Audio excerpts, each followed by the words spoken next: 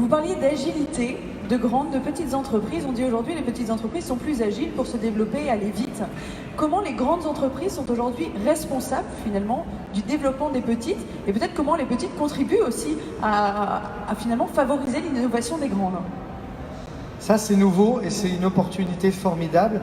J'ai essayé de faire le tour du salon avant pour voir un peu ce qui se passait, ce que les grosses entreprises travaillaient avec les petites. J'ai trouvé un exemple, donc je vais vous en parler tout à l'heure. Mais je pense que la responsabilité des grosses entreprises, et c'est très important, c'est d'embarquer dans leur succès à l'international les petites entreprises. C'est ce que je dis tout le temps aux décideurs publics ici, à Xavier Bertrand, à Martine Aubry, etc.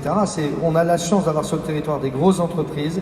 Il faut absolument que les grosses entreprises embarquent dans leurs succès internationaux les petites entreprises. En quelque sorte, on parle aujourd'hui beaucoup de mise à l'échelle. Mais ça, c'est la responsabilité des grosses entreprises.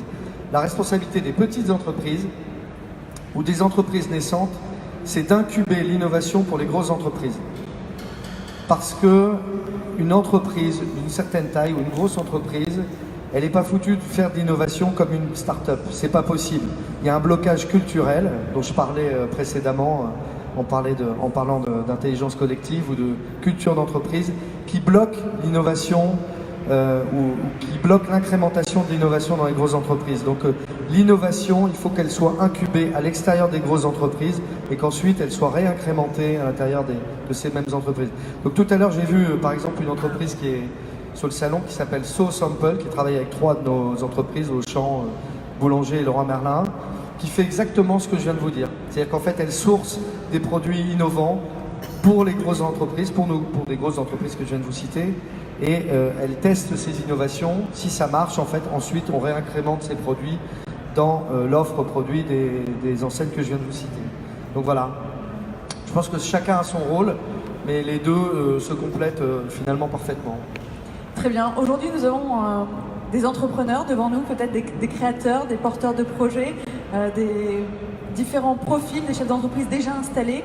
Pour conclure, quelques mots à destination de ce public qui nous suit aujourd'hui. Écoutez, moi donc je suis d'une famille qui considère que l'entrepreneuriat c'est la plus belle mission du monde. C'est le plus beau statut qui existe. J'ai un oncle qui disait, maintenant il y a une vingtaine d'années, que pour créer des emplois, il fallait créer des entrepreneurs. Créer des emplois, c'est ce qu'il y a de plus beau pour un chef d'entreprise. Et donc, vous, en tant qu'entrepreneur ou futur entrepreneur, vous faites, à mon sens, le plus beau métier du monde. C'est pas un métier facile, c'est un métier où il y a des hauts et des bas, mais gardez le regard tourné vers votre vision et vous verrez que c'est passionnant. Et puis un dernier message, j'espère qu'il n'est pas trop négatif, mais il y a aujourd'hui beaucoup d'entrepreneurs qui entreprennent pour réaliser plutôt que pour se réaliser. Réaliser au sens américain du terme, c'est créer une entreprise pour lever des fonds et gagner vite beaucoup d'argent.